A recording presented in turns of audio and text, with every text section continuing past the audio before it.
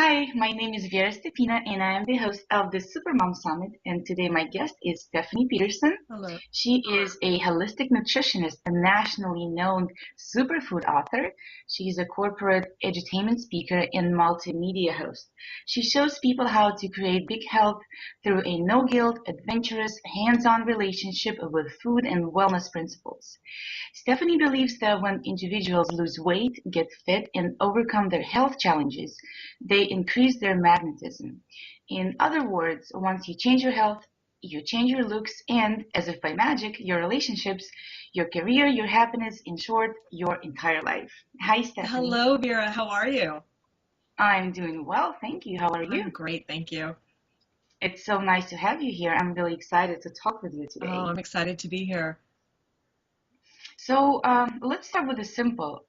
What is your story? How did you come to do what you're doing today? Yeah, so I started out my professional life as a writer, and I worked in women's magazines, usually in the health department or the beauty department, as a health beauty writer and editor. And I taught creative writing at a university here in New York City, where I live. I was meeting with one of my students who wanted to go on to graduate school. And we were going over her graduate school application, and we were in New York City downtown at the World Trade Center. And this is when it was still there. And the planes hit. So it was that day. It was September 11. And Oh, I walked home. There was no other way to get home. And if you see pictures from that time, you'll see just throngs of people just walking in this black, sooty air. I walked home to Midtown, where I lived at the time. I was pregnant with my first son. And so he was born a few months later, and he was very, very sick. It took us about 4 years to decide, or to find out rather, what was wrong with him. He cried constantly. Everything bothered him. He had these strange rashes, strange reactions to food.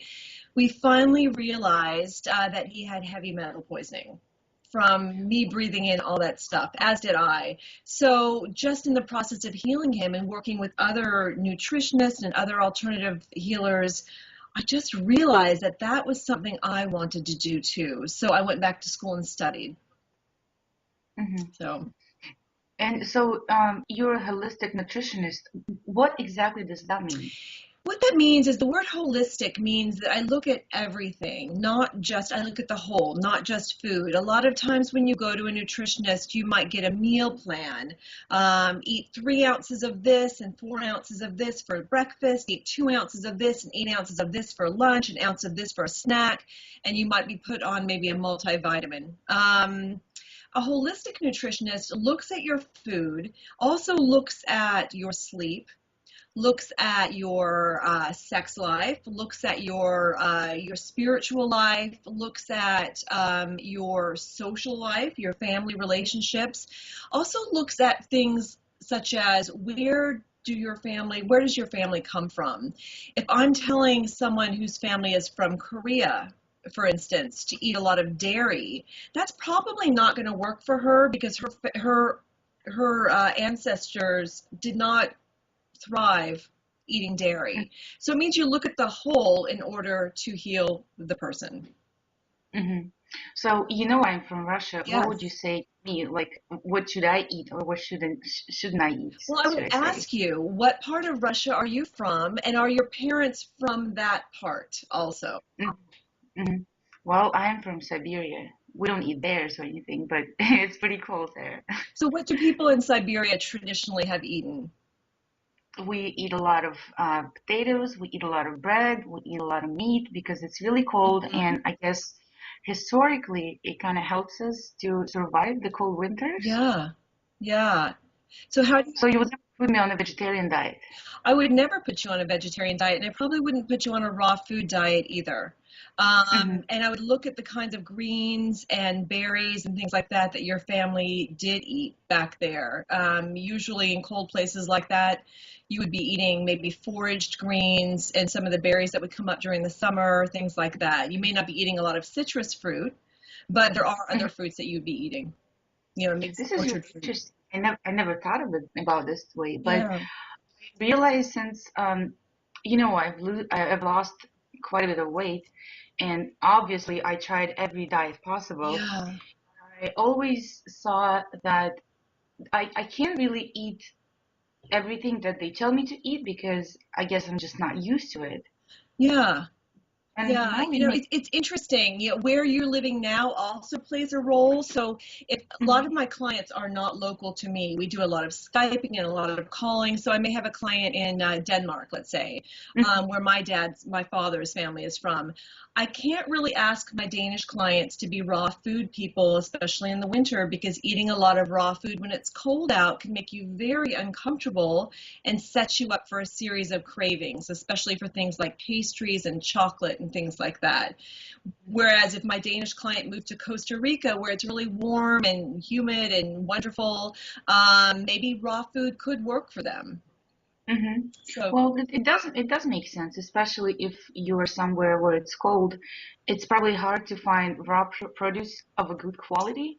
Usually it's yeah. delivered from somewhere else. I remember growing up, we would always have tomatoes and cucumbers for New Year's just because we didn't Yes. have any. So it would cost us an insane amount of money and it didn't taste like anything. Right.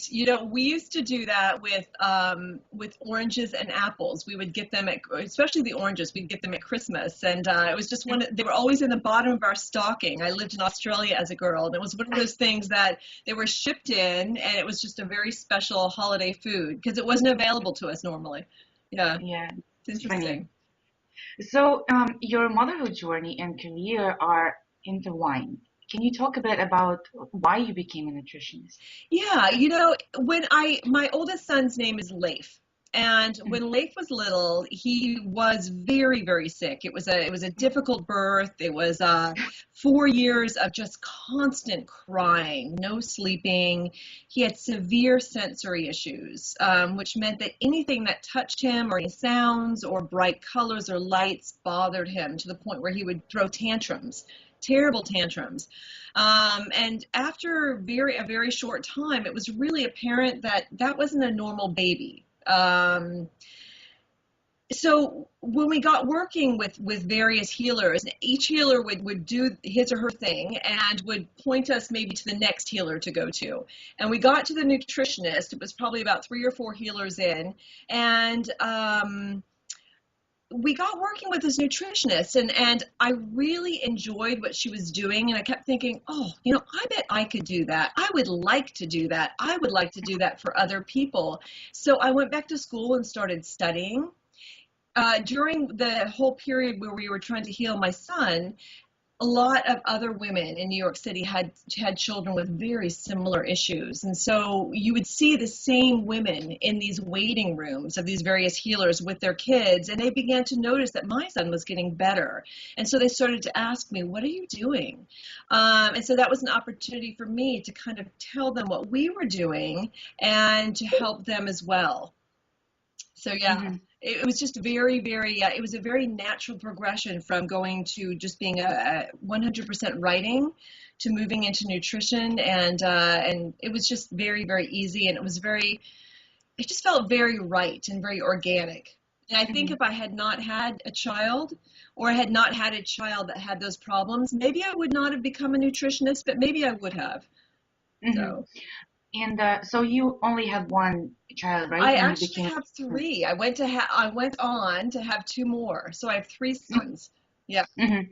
Um, um, you know how, like, I have a lot of friends that stay home with the kids, and sometimes they feel hopeless because um, it feels like you're gonna be home for the rest of your Oh life my gosh. because you have children. How hard was it to go and proceed with your education? It was hard. It was very difficult, and I'm not going to sugarcoat that. It was very, very difficult. I would take classes. Some of the classes were available online, so I would do that. I would take classes during the day and hire a sitter for those few hours. I would take classes on weekends and have my husband watch our child. It was not easy, and it took me longer than perhaps it would have taken a younger woman who had not had children. Mhm. And sometimes it got very, very discouraging because not only are you going back to school, you are juggling the homework, and then you've got this child at home. Um, Looking back, this child is now 12. My oldest is 12, and Mhm. I have a 10-year-old and a 6-year-old now. You know, women used to say this to me, it won't last forever. You Mhm. will move on to something else. But when you're in the thick of it, when you're stuck at home with a toddler and maybe a baby, it feels like it's going to be forever. And it's Mhm. really, really hard. And I think one of the things that helped me is to see that time as a gift. I had taken myself away from the corporate world, the corporate magazine world. I was going to use this time as almost a self-improvement time. What do I want from life? What do I want to do? What can I do now that perhaps I couldn't do when I was working at a 9 to 5 office job? It's not going to be easy, but what can I do? And I had to really, really get clear that I would not be able to work or study these 9 to 5 hours. I could just do what I could do, and every little baby step was going to get me towards where I am now. And then my son would be in school, and my life would adjust again. So yeah. Yeah. So you would say that, if I have a dream, I should go and, you know, go for it. Yeah, definitely. And I think for a lot of your people, Vera, I know you talk to a lot of people who you maybe want to start businesses or have plans for themselves. And we watch other people, and I think moms do this a lot because we're Mhm. ambitious for ourselves. We watch other people and we become discouraged because we can't dive in with all of our energy because we have to save some of our energy for the baby. We have to save a few hours every day for the baby. We can't Mhm. spend from 6 a.m. to midnight working on our business. And it's discouraging. We start to think that if I can't do it like that person's doing it, maybe I shouldn't be doing it, or maybe it's not going to work. But I really think that you need to slow down a few hours here and there, 20 minutes a day, 45 minutes a day, 2 hours a day. As long as you're consistent, is perfect. Thank you. I think this is such a good advice. I tried to tell my friends, and nobody knew I would do something like this. Ah, Excuse me. Because originally I have a bachelor's degree in finance. oh, And I know, right? And yeah, then interesting. I designed jewelry for a few years on a computer. Nice. And then once of a sudden, I switched completely, and I got a certification. I'm a personal trainer, and I'm going to get a nutritionist certificate. Nice. And actually, eventually, when I have more time and the babies grow up a little bit, I'm gonna go get a master's degree in nutrition because this is something that's really, really interesting to me. Yeah. And but as you say, I'm trying to take it slow and just do one step at a time. And I hope, yeah, I hope it works eventually. I know it's hard. It absolutely can work. I think also one of the things, like, maybe 100 years ago when things did take longer, we weren't expected to finish things so quickly. And we're expected now to get everything done in such short amount of time. Unfortunately, babies grow at the same rate they've always grown, which is kind of slowly. Um, and you don't want to miss that. You've created this amazing little person. So that's part of your journey as well. I think you can do it all, but not at the same time, if that makes Yeah, sense. yeah, it does make Yeah. sense. So, well, back to our topic about nutrition. When when your son was sick, did you feel guilty? Did you feel that it was your fault? Yeah, I did. Um, you know, Part of me just felt really lucky. We did lose people in that attack. And that was really hard. And I realized how lucky we were because we also had many friends who made it out alive. So part of me felt really lucky, but part of me did feel guilty. Maybe there was a way I could have gotten back up to my home faster and not breathed in as much stuff. Maybe I shouldn't have even been out that day. Mhm. Um, And then there were subsequent days where I would go out and there was this black sooty cloud that was hanging over Manhattan. I would go out and a police officer would see me with my pregnant belly and say, "I'm not sure you should be outside today with your baby, because you're pregnant." And you could smell the chemicals and other things in the air. And so part of me says, "Oh, maybe I should have always stayed inside." But I am one of the reasons he was sick, because I was there. Is it my fault? Well, no, it's the people who drove the plane's fault, really. But yeah, I did have some guilt, and sometimes I watch some of the things that he still struggles with some sensory issues. He doesn't like to be touched. And I think, oh, if I had just not been down there, his whole life would have been different. Mm-hmm. Then again, I wouldn't have been a nutritionist, and I love my career. I love it. So I don't know, you know? Do you think that guilt, do you think that can actually make you look and feel worse? Yes, I do. I really do. And for a few reasons. As you study nutrition, and you may have come upon this right now in your studies, your body releases something called cortisol, which is that fight or flight hormone that gives you kind of the energy to, move and do things and escape danger. So when you're constantly feeling guilty, your body releases that as well. And what that hormone does is it actually changes the way your metabolism works. It changes the way a lot of things work. It creates kind of a system where your nervous system is constantly being challenged. It challenges your immune system, so you might be finding you're getting colds more often. It affects your sleep. So you're not getting the sleep you need, which in turn affects your metabolism and your immune system and your nervous system. But your metabolism, it really affects how it works, and it kind of slows it down. So when you do eat food, even healthy food, maybe you're not losing the weight. And you start to think, well, okay, I guess I should eat even less. And it really has nothing to do with what you're eating or what you're not eating. It's just that you're stressed and you're feeling guilty. You've got this cortisol in your body. It's affecting your metabolism, which is slowing down. And so you're not burning the calories that you normally would. So guilt does that to you. So if for no other reason, that is a reason to get rid of the guilt. It's just really hard to lose weight when you're feeling guilty. Mm-hmm. Strangely enough. Well, it does make a lot of sense. And I feel that a lot of women, a lot of mothers have guilt around food in their bodies. Yeah. Like what do you want to say about that? Yeah, it's interesting because I don't know, Vera, how you were when you had your child. For me, I was always very thin. I modeled a little bit as a kid. I was used to looking a very certain way and being a very small size. And as I started watching myself change and watching other women's bodies change, I began to see a woman's body as something other than something to be looked at. I don't know if that makes sense, but I began to see it as something that created other people. And I began to have a new appreciation for what a body that has created another human looks like. And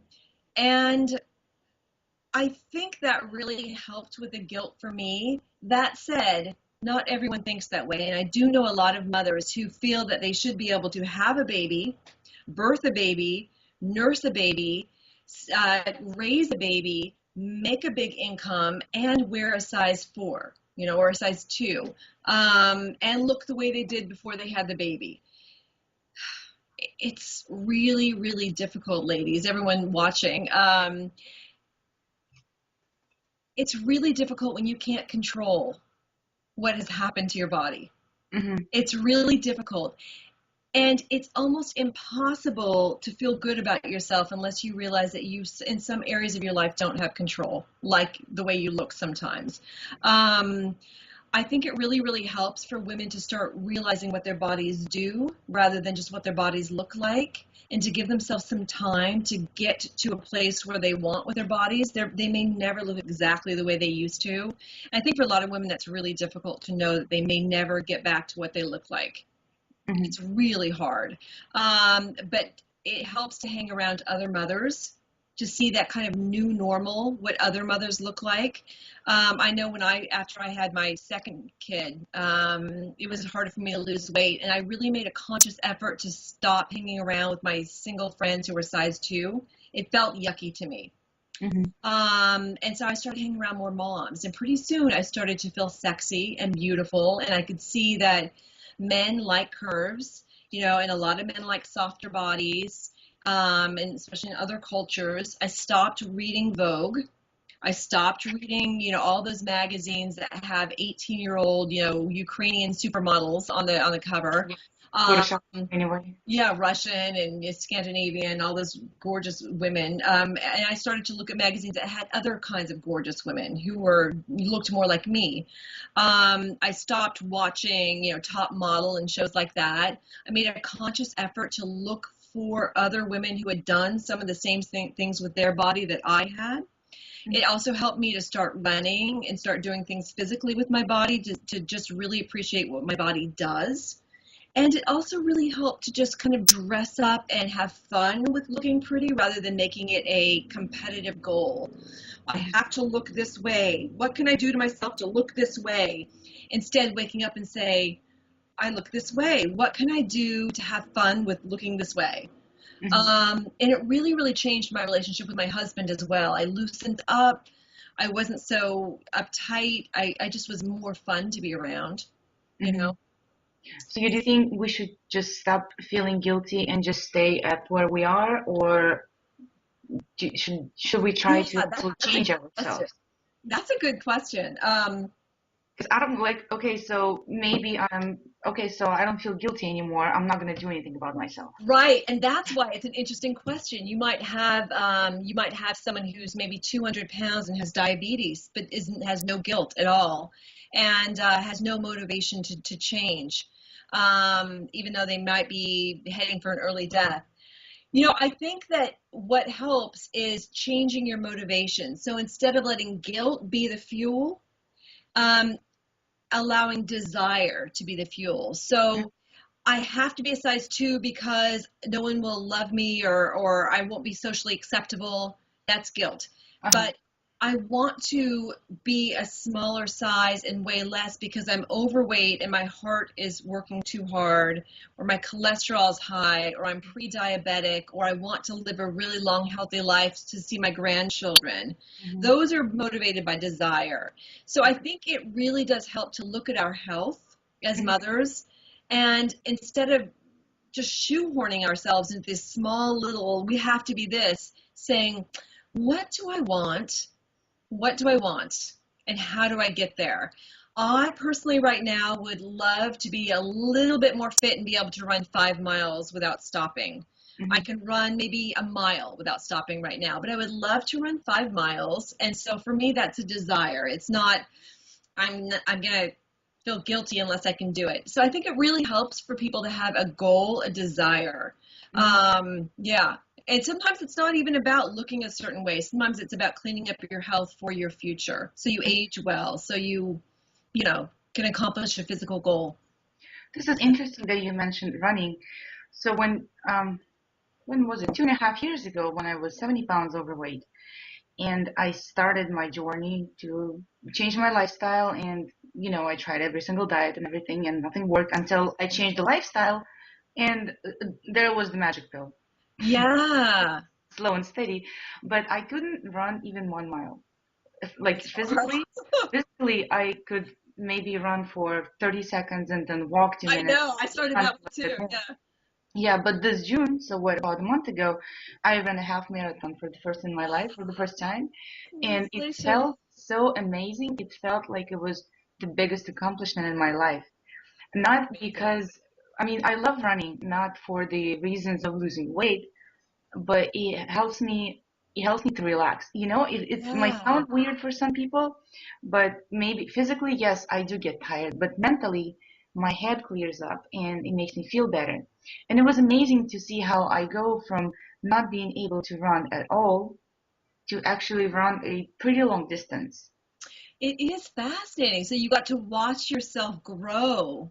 Yeah, and I had the baby in the middle of it, so Wow. Wow. That's amazing. I love that. I love Thanks. that. I like that about exercise. I like the way that it not only helps you look a certain way, but it helps you feel a certain way, and not just physically, but it does clear your head, and it does send all those endorphins into your body, so you have a nice stable mood and you just feel calmer and more at peace and happier.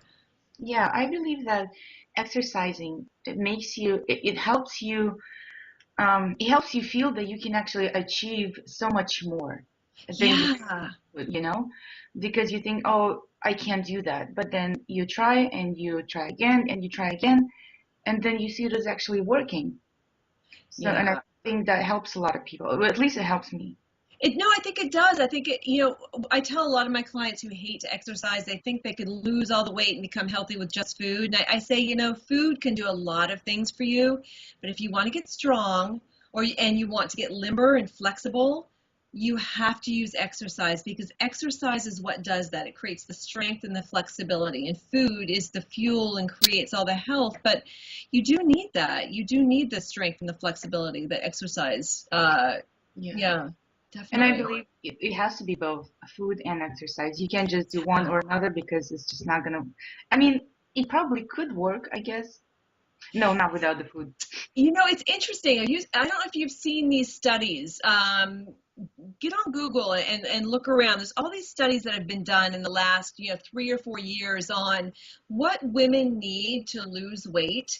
And it's exercise, almost daily exercise, Hmm. and uh, calorie reduction in the most part. All these studies have shown that. And I think a lot of women, what they do is they just start to crazily cut calories. Yeah.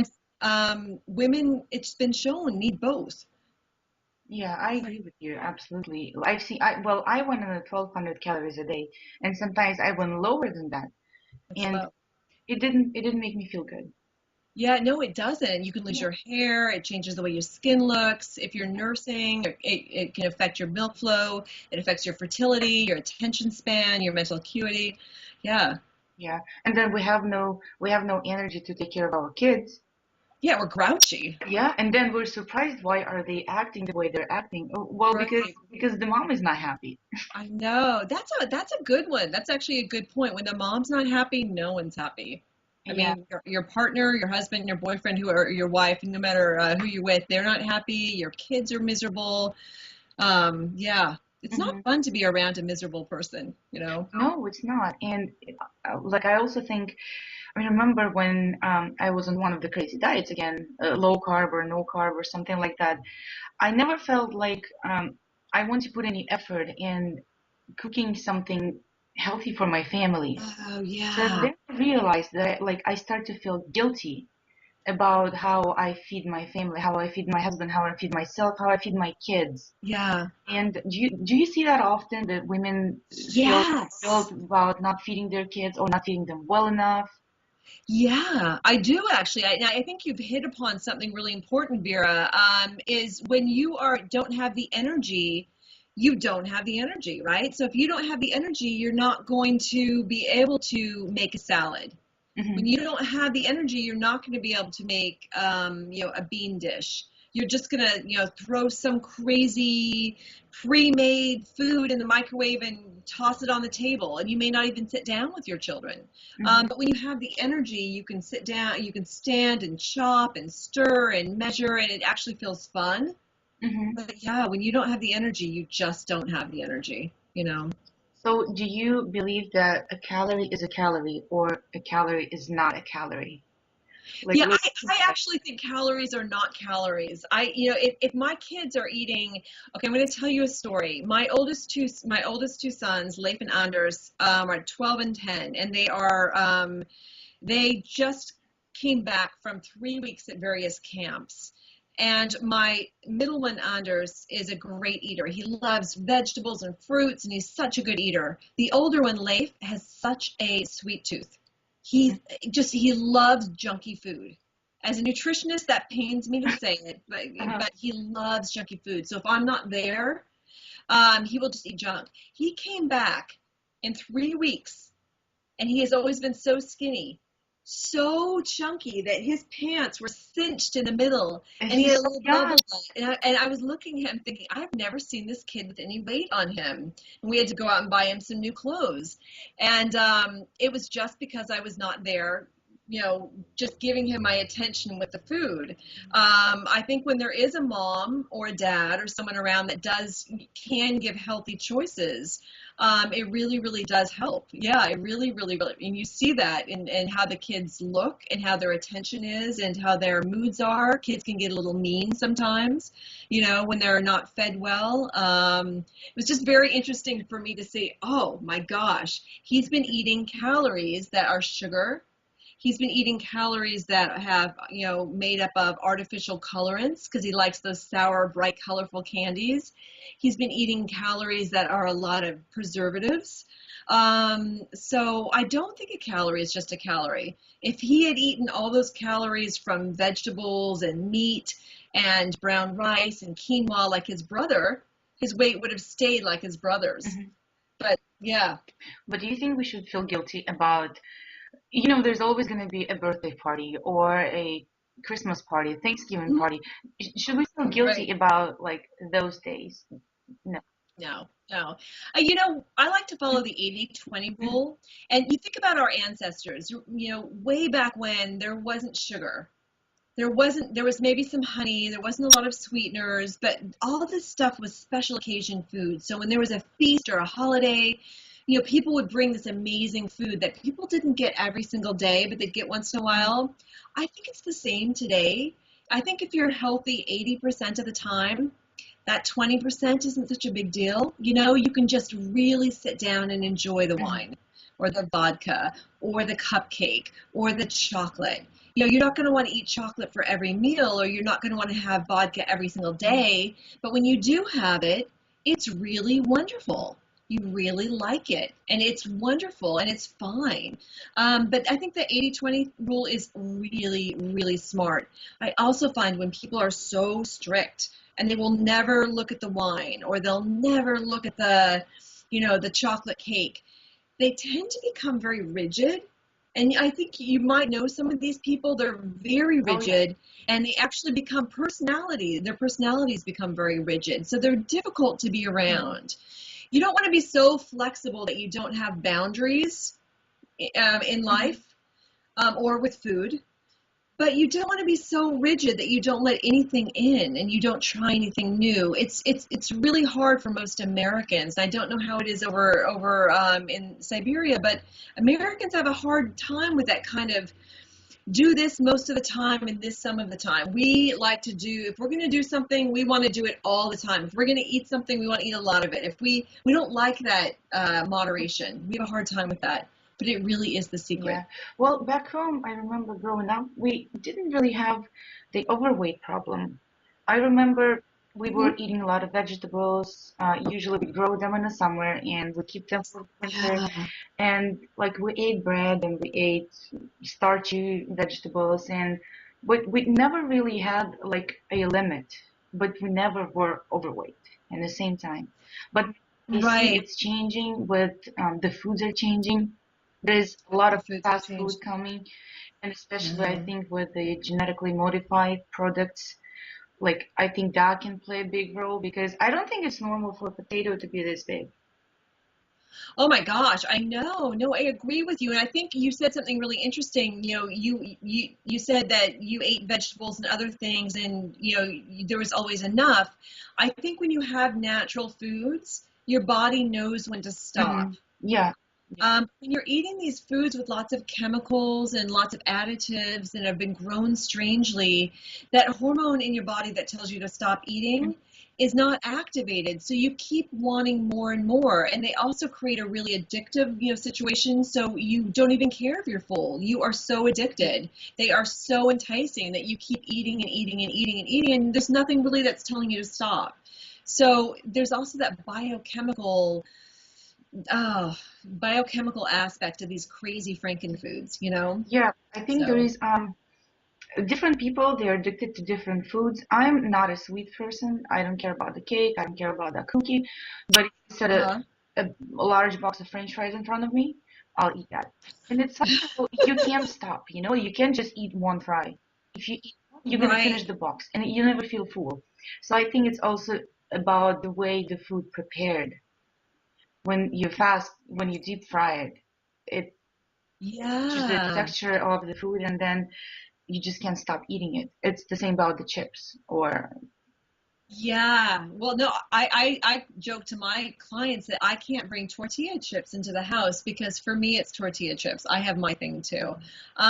So definitely, definitely. And those are things that we each might have one of those things. If we know that about ourselves, then you'll know not to bring French fries into the house unless it's a special yeah. occasion. It's not something you're going to want to bring into the house on a daily basis, just like I would never, ever bring tortilla Mhm. chips, even for my kids into the house every day because I would eat them. I would eat them. So, yeah. Yeah. So, what else I was gonna say? When you were saying that your son gained a little bit of weight, I Yeah. see there's this trend that they just started it recently. I don't know when because my son is only 4.5, so we haven't gotten to that point yet. But you go into the store and there's a different section. So there is a boy section, let's say 5 to 8 or something, 4 to 8, and then there's a Uh-huh. husky section. And I think that Yeah. is so scary that we have to make a That different is section for normalized. children, instead of, Yeah. I mean, I think there's a lot of things are being done right now to help children with right foods, staying active, everything. But still seeing that there's a different section of clothes for children who need that, I think this is just scary. Yeah, it's really interesting. There was a really funny thing that was done in New York City a few years ago where a reporter went around to kids and asked them, where various foods came from or what the four food groups were, and none of them knew that vegetables were, plants. And I think part of the whole, and this ties into the clothing thing, in that there's some education involved. I think that if we can start talking to our kids about what they can do to keep themselves healthy, I don't think that you ever needed this talk or I ever needed this talk because we were raised in a different world. But these little ones being raised now, I think that they are going to need to be educated so along the way they can actually make choices for themselves. You can even show them, the different clothing instead of making it seem so normal that there is the husky and the regular. You can even say, it's just when I was a little girl there was only this one size, and we're getting to the point now where we're all so much bigger, that we're having to have this big size. I just think pointing it out to kids and letting them know that to stay healthy they need to do certain things or they'll want to do certain things for Mhm. themselves, and to show them what being healthy could give them. They can run more, they can study better, they can get better grades because their focus will be Mhm. better. Could be really helpful. But you're right, it is really strange to me. You know? Yeah. Yeah. And with my son, we grow vegetables in our garden. We don't have that many. We have some tomatoes, we have some squash, we have zucchini squash, we have some herbs and some greens, and we have some fruit. And I like, I'm not really strict with him, so as long as he eats a good breakfast and he eats a good dinner, during the day I'm more flexible. And there is an Mhm. occasional treat if, let's say, once a month we go to Carl's Jr. because they have a playground. And so and really Right. he doesn't even care if he gets the chicken nuggets or not. But I put it in front of him like it's a treat. So he's excited Right. about it. Right. But he definitely knows, like I don't shove broccoli down his throat. But when I Right. ask Right. him, I say, "So Ivan, what would you like for dinner?" And he says, "Oh, I'd like some chicken." And that makes me feel so good. Like I'm doing something right. He knows Yeah. about vegetables, and he says, "Oh, um, I want a carrot because carrots they make my eyes see better." Or Oh. like avocados make me Yeah. think better. So like I always tell him, I don't even realize that I tell him so much about it. Like I'm cooking something, and I tell him, "Oh, this is good for this part of your body, and this is good for that part of your body," and he remembers, and it Oh, amazes he me. Like already yeah, knows. I think it's I'm trying to make him a healthier person. And I know he's gonna go to college and he's gonna go to school and he hopefully remember this stuff. He will. That sounds perfect. And there are so many people right now that don't have that knowledge, and they're raising children, and the children are being raised to think it's normal to have Pepsi every single day with Yeah. dinner. You know, or they think it's normal to eat like a bright pink yogurt with sprinkles. They think that's normal. Or they think it's normal to have Lucky Charms for breakfast. But see, you're showing your kid that carrots are normal and chicken is normal, and you're telling them what everything does so he can make that connection. I think that's really important. I think more people need to do that. Or I would like more people to Well, do this that. is why we're doing this.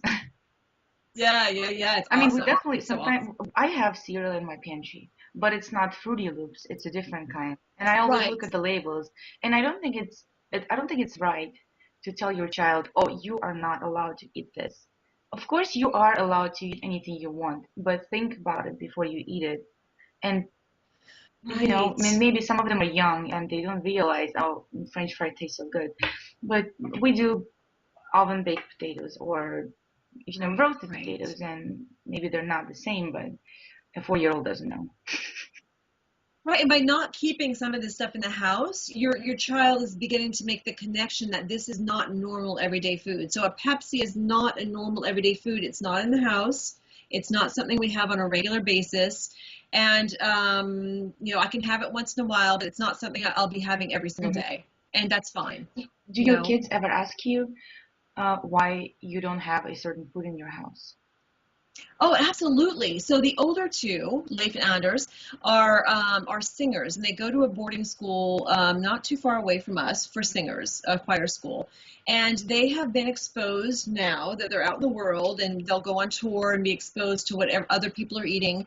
The oldest one especially wants to know why we don't have frosted flakes, why he cannot have ginger ale with his lunch, why we don't buy Kraft macaroni and cheese like his roommate's mother does.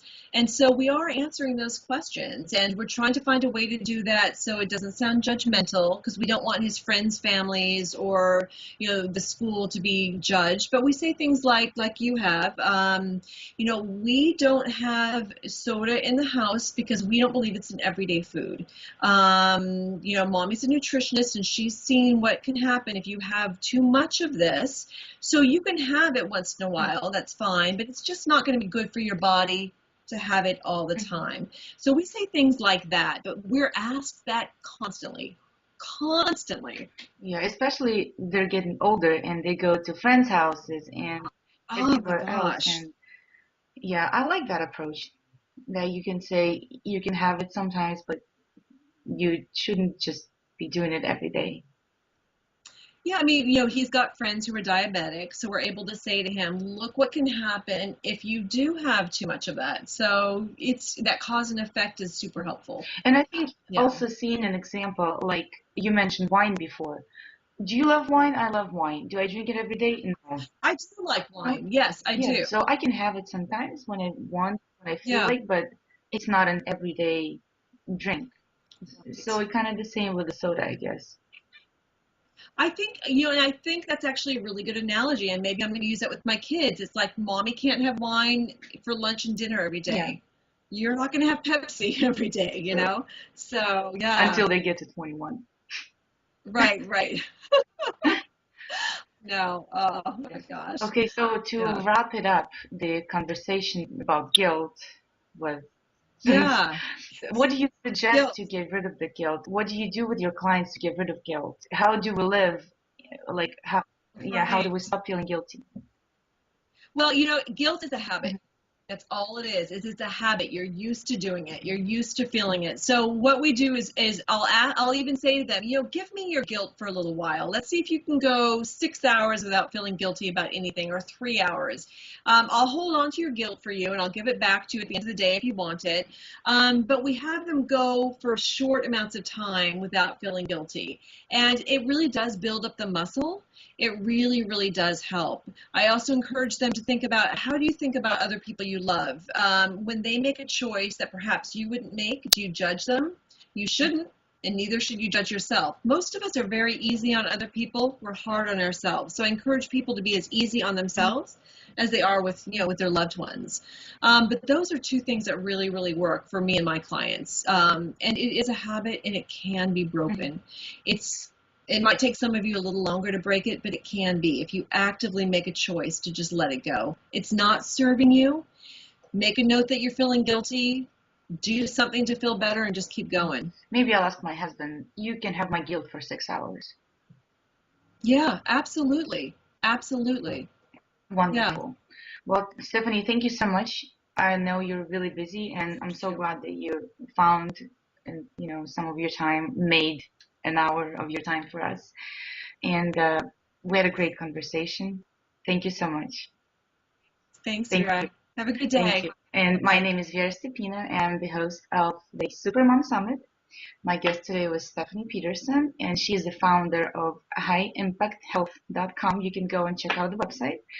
And there is a link in your email to go and see what she does and how she helps her clients. It was nice. I hope you enjoyed the interview, and we'll see you all tomorrow. Bye-bye. Thank you, Stephanie.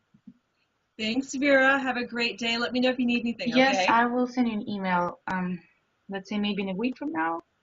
And with some promotional stuff for me to send out. Yeah, I'll send you a template, Okay. and there's a little picture of me and my kids, and Nice. we all do everything for them and everything. I see you have I a bike right there. know. Yeah. Nice.